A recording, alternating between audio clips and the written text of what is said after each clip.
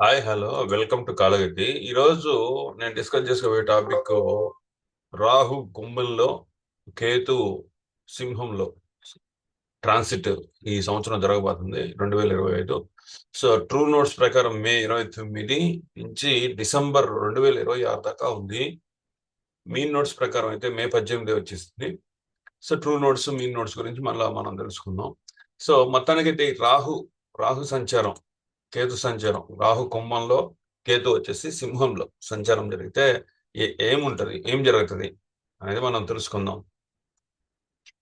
So first మనము రాహు ఏంటి ఇది, కేతు ఆ, రాహు కేతు గురించి తెలుసుకుందాం. రాహు భ్రమ, okay, foreign foreign things, okay, illusions, foreign things. ఇప్పుడు సపోజ్ మనం మనం తెలుగు స్టేట్ లో ఉన్నాము, మనం పంజాబ్కి వెళ్ళాం అనుకోండి, అది ఫారిన్ అవుతుంది. కేరళకి వెళ్ళాం అనుకో, అది ఫారిన్ అవుతుంది. ఎందుకంటే ఆ విదేశీ భాష, ఓకే, ఆ భాషలు మనకు తెలియవు. అట్లానే తెలియని ప్రదేశాలకు మనం వెళ్ళినప్పుడు ఆస్ట్రాలజీ ప్రకారము ఆ సంస్కృతి, నివసించే వ్యక్తుల శైలి అది డిఫరెంట్ గా ఉంటే అది ఫారినే. ఓకే.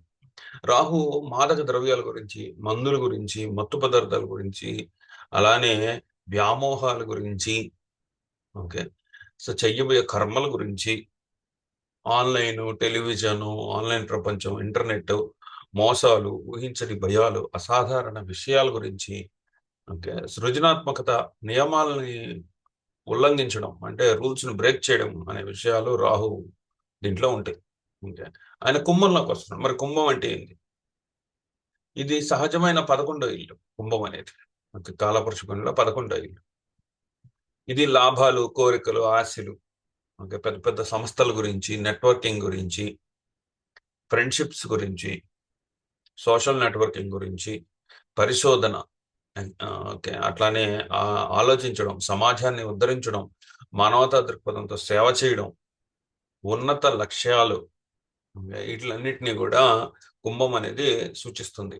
ఈ కుంభంలో 3 నక్షత్రాలు ఉంటాయి: ధనిష్ట, శతభిషం, పూర్వ భాద్రపద అనేది 3 నక్షత్రాలు ఉంటాయి. ఇప్పుడు రాహు పూర్వ భాద్రపద వెనక నుంచి వస్తున్నాడు కాబట్టి పూర్వ భాద్రపద, తర్వాత శతభిషం, తర్వాత ధనిష్ట మీదకి వస్తాడు.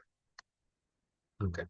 సో ఇప్పుడు ఈ ఈ ఇల్యూషన్స్, భ్రమలు, ఓకే, అలానే వ్యామోహాలు, చేయబోయే కర్మలు కానీ, మోసాలు కానీ, భయాలు కానీ, ఇవన్నీ కూడా ఏంటంటే మనకి నెట్వర్కింగ్, సోషల్ నెట్వర్కింగ్ లోకి వస్తున్నాయి. ఓకే. సమాజాన్ని ఉద్ధరించే ఎన్జిఓ సర్వీసెస్ లోకి వస్తున్నాయి.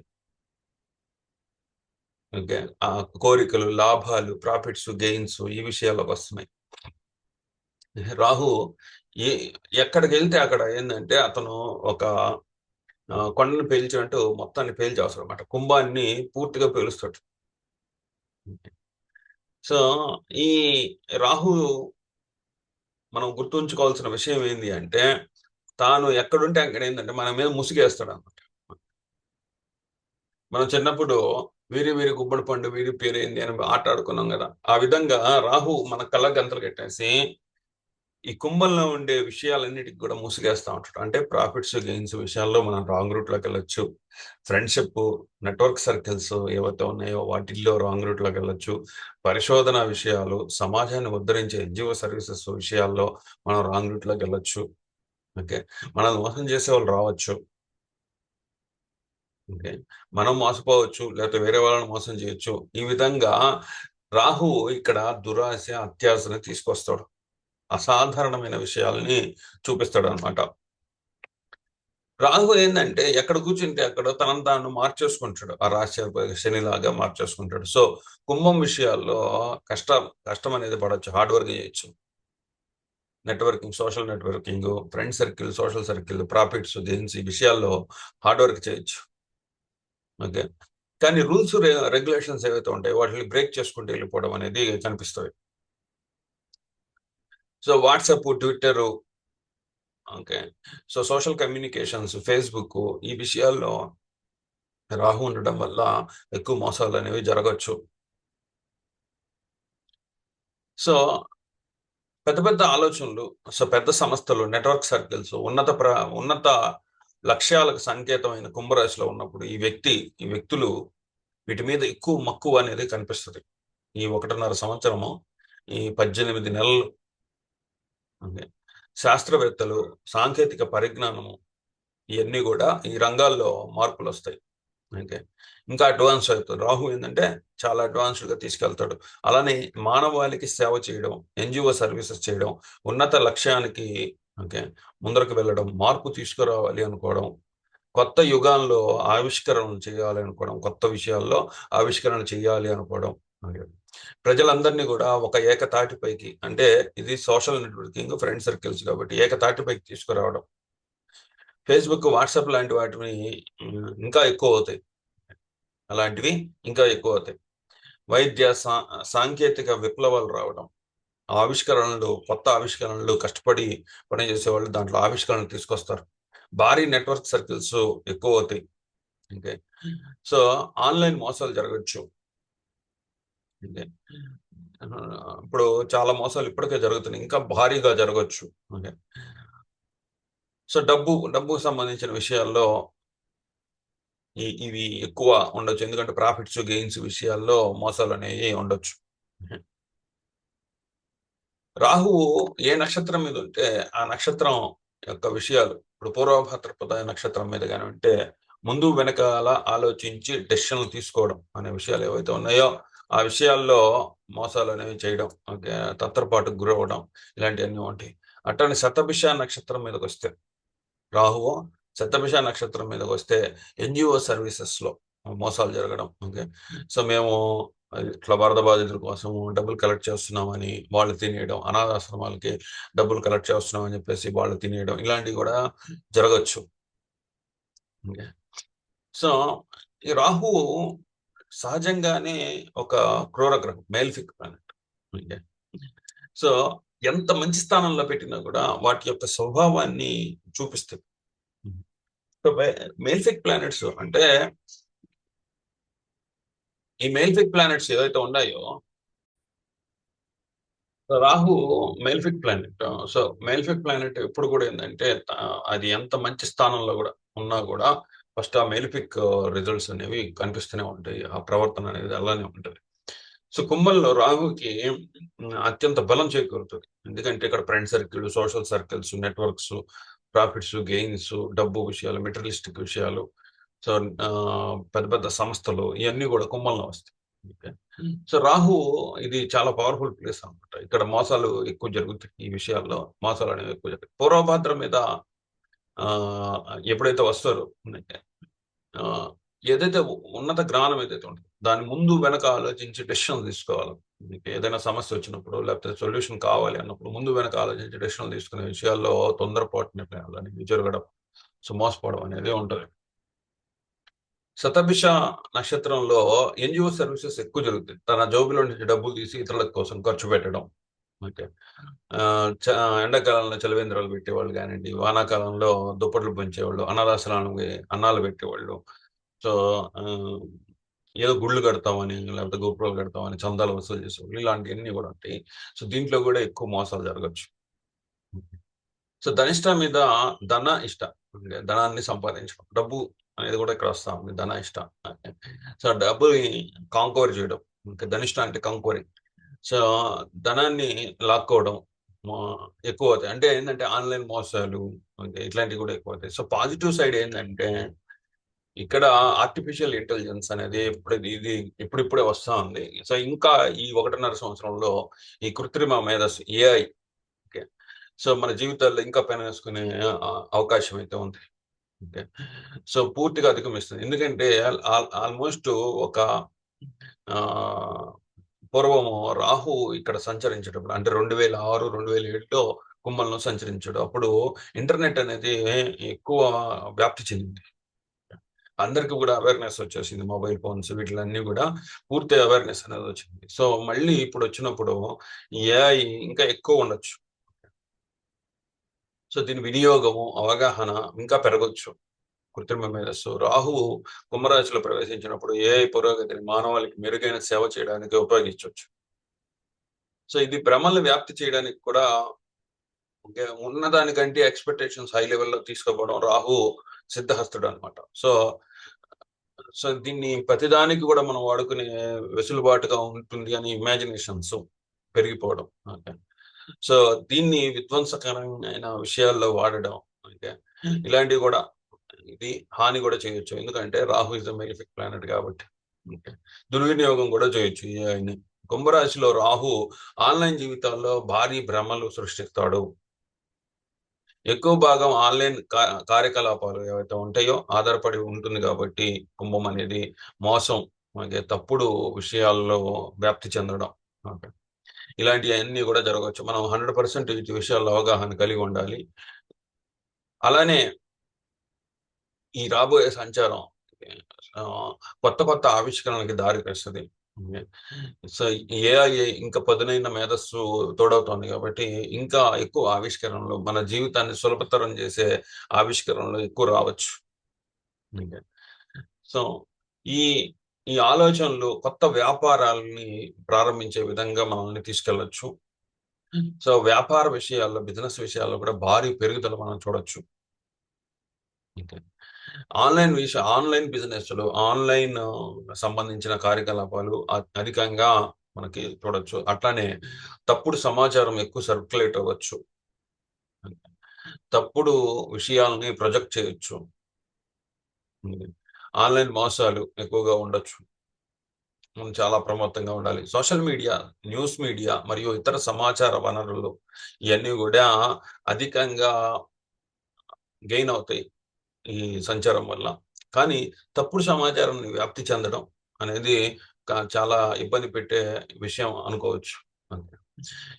ఇతరులు నమ్మే విధంగా మాట్లాడటం, రాహు సిద్ధహస్తుడు అనమాట. సో ఇక్కడ ఆయనకి కుంభంలో భారీగా ఎక్స్‌ప్లోజర్ దొరకడం వల్ల సో నమ్మని విషయాలు కూడా నమ్మే విధంగా మనల్ని తీసుకెళ్ళొచ్చు. మనం ఏ విషయాన్నైనా కూడా 2 సార్లు, 2, 3 సార్లు తనిఖీ చేసుకొని నమ్మాలి.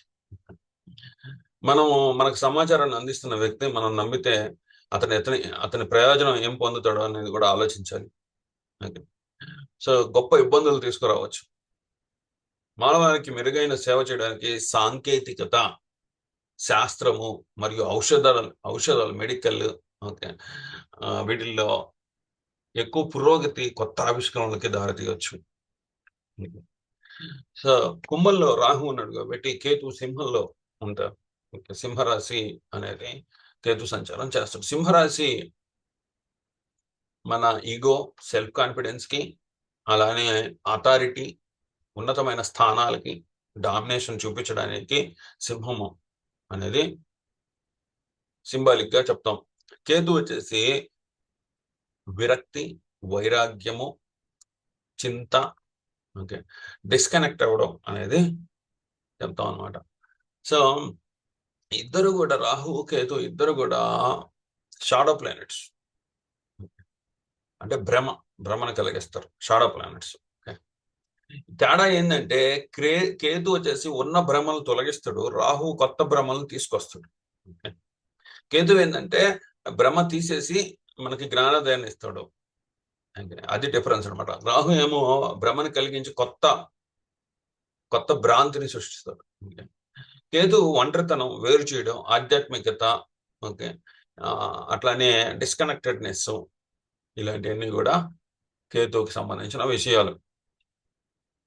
సింహరాశి న్యాచురల్ గా 5వ స్థానం, 5వ ఇంటి సంబంధం ఉన్న ప్రేమ, శృంగారం, సంతానం, కళలు, ఓకే, డ్రామా, అట్లానే అథారిటీ, డామినేషన్, టాప్ పొజిషన్, వీటికన్నిటి కూడా సింహరాశి సింబాలిక్ గా కనిపిస్తా ఉంది.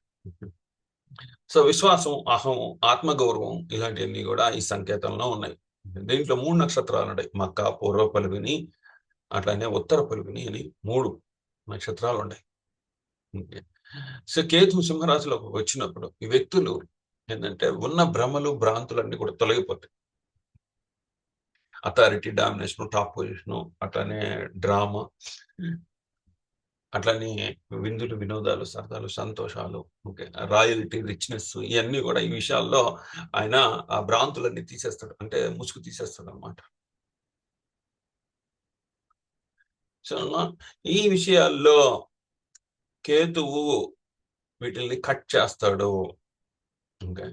సో చాలా మంది అథారిటీ, డామినేషన్ కి సంబంధించిన విషయాలు ఏవైతే ఉంటాయో, అలానే గవర్నమెంట్ రిలేటెడ్, ఓకే, అధికారం, అధికారంలో ఉండే వాళ్ళకి ఈ ట్రాన్సిట్ చాలా ఇబ్బంది. పొలిటికల్ ఫీల్డ్‌లో ఉండేవాళ్ళు, అధికారంలో ఉండే వాళ్ళకి ఈ ట్రాన్సిట్ చాలా కష్టం.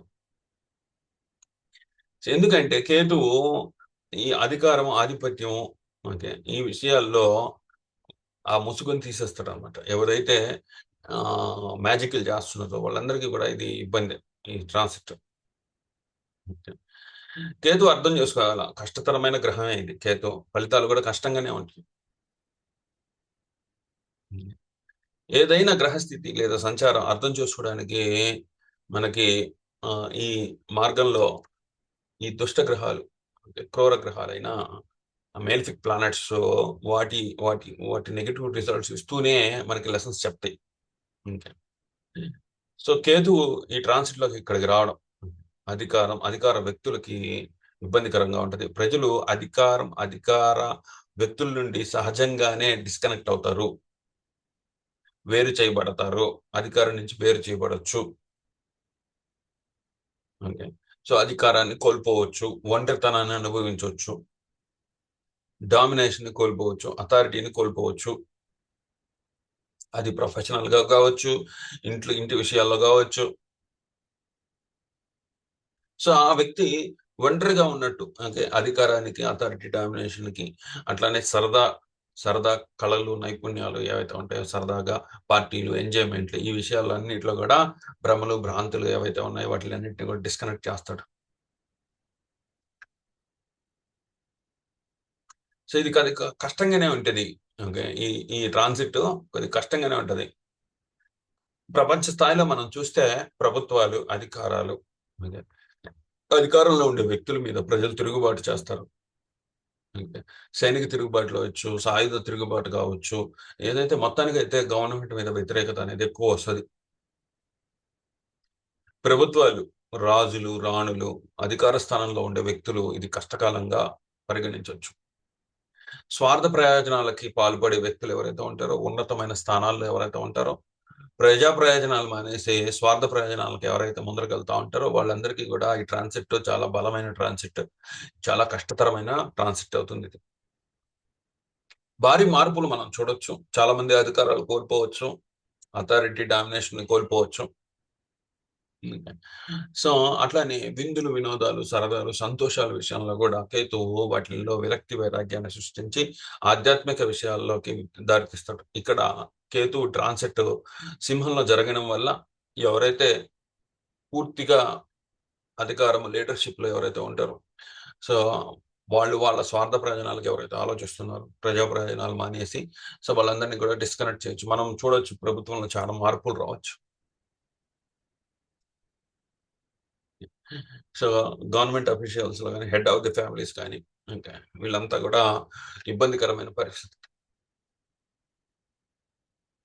సో, రెబెలియస్ నేచర్‌గా ఉంటుంది కేతు ట్రాన్సిట్. సో, సింహరాశిలో ఉంది గాబట్టి, సో, ఈ అధికారం అనే విషయాల్లో డిస్కనెక్షన్ ఒచ్చి ఒంటరితనాన్ని అనుభవిస్తారు. ఐసోలేషన్ అనేది అనుభవిస్తారు. ఆ విధమైన ఆధ్యాత్మిక చింతన తీసుకురావడానికి ట్రై జేస్తాడు కేతు. కేతు ఏం జేస్తాడంటే సింపుల్‌గా ఆధ్యాత్మిక విషయాల్లోకి రమ్మంటాడు. ఆ ఆధ్యాత్మిక విషయాల్లో మనం రాము గాబట్టి, సో, మెటీరియలిస్టిక్ డిజైర్స్‌ని కట్ చేస్తాడు. సో, ఈ సింహంలో ఉన్నాడు గాబట్టి అధికారము, top position okay. Authority, domination ఈ విషయాలన్నీ గూడా కట్ చేస్తాడు. అట్లనే సరదాలు, సంతోషాలు, అట్లనే కళలు ఓకే. ఇది డ్రామా ఈ విషయాలు సినిమా ప్రపంచం ఇవన్నీ గూడా సింహంలో వస్తాయి. డ్రామా చేయడం ఇదంతా గూడా వస్తది. సో, ఇక్కడ గూడా కొద్దిగా విరక్తి, వైరాగ్యం ఈ విషయాలన్నీ గూడా కొద్దిగా డౌన్ అవ్వచ్చు. సో, ఇక్కడ ఈ విషయాల్లో డిస్కనెక్టెడ్ అవ్వడం. సో, ఆధ్యాత్మిక చింతన వైపు పరుగులు తీయడం అనేది మనము ఈ సంచారం వల్ల చూడొచ్చు. మొత్తానికైతే ఇక్కడ మనము రాహుకేతు ట్రాన్సిట్ గాని చూస్తే మనము మానవతా దృక్పథంతో సేవ చేసే విషయాలు ఏవైతే ఉంటాయో రాహు ఓవర్‌గా ఎక్స్‌ప్లోర్ చేస్తాడు. సో, ఫ్రెండ్‌షిప్ చేయమంటాడు. నెట్వర్క్స్‌ని పెంచుకోమంటున్నాడు. కొత్త కొత్త ఆవిష్కరణలు చేయమంటున్నాడు. సో, ప్రజా ప్రయోజనాలను దృష్టిలో పెట్టుకొని ఇవన్నీ గూడా చేయమంటున్నాడు. ఎంత సేవ చేసినా కుంభంలో ఓకే. దానికి తగ్గ గౌరవము, మర్యాద అనేది కేతువు ఇవ్వటం. రాహు ఏమో ఎక్కువ తీసుకెళ్తాను, కుంభంలో విషయాలన్నీ ఎక్కువ తీసుకెళ్తానంటున్నాడు. కేతు ఏమంటే ఈ అధికారం, అథారిటీ సింహాన్ని డిస్కనెక్ట్ చేస్తానంటున్నాడు. సో, ఇక్కడ మనం ఈ 1.5 సంవత్సరం మనం ఏందంటే ఏ గుర్తింపు లేకుండా, ఏ గౌరవం, మర్యాదలు మనం ఆశించకుండా ఓకే. మనం సేవ చేస్తున్నట్టయితే ఈ ఈ 1.5 సంవత్సరం చాలా బాగా మనము లబ్ధి పొందొచ్చు. ఇప్పుడైతే మనం చేసిన సేవకి ఒక యాడ్ పబ్లిసిటీ గావాలో, ఒక అడ్వర్టైజ్‌మెంట్ గావాలో అనుకుంటే మాత్రం ఈ ఈ 18 నెలలు చాలా కష్టకాలం అవుతుంది. సో, ఈ విషయాలు మనం గుర్తుపెట్టుకోవాలా. ఈ ట్రాన్సెట్ ఈ రాబోయే సంచార ఫలితాన్ని మనము చాలా బాగా అర్థం జేసుకోవాలా. ఎందుకంటే ఇది మీరు సహాయం చేసినా గూడా గుర్తింపు రావడం, గౌరవం రాకపోవడం అనేది జరుగుతుంది గాబట్టి, ఇది చాలా కష్టమైన సమయమే. ఓకే. సో, ఏమి ఆశించకుండా మీరు సేవ జేయండి, సహాయం జేయండి. సో, ఆ తర్వాత మీకు రావాల్సిన గుర్తింపు, గౌరవం అనేది తర్వాత ఈ ట్రాన్సిట్ తర్వాతొస్తుంది. ఓకే. ఇది నాకు తెలిసినంత వరకు. సో, నేను జెప్పింది ఈ వీడియో మీకు నచ్చినట్టయితే లైక్ చేయండి, షేర్ చేయండి, కామెంట్ చేయండి. అలానే నా ఛానెల్ గాని సబ్స్క్రైబ్ చేసుకోకపోతే సబ్స్క్రైబ్ చేసుకోండి. మళ్ళీ నెక్స్ట్ వీడియోతో మళ్ళీ మీ ముందరకొస్తాను. అంతవరకు సెలవు. Thank you.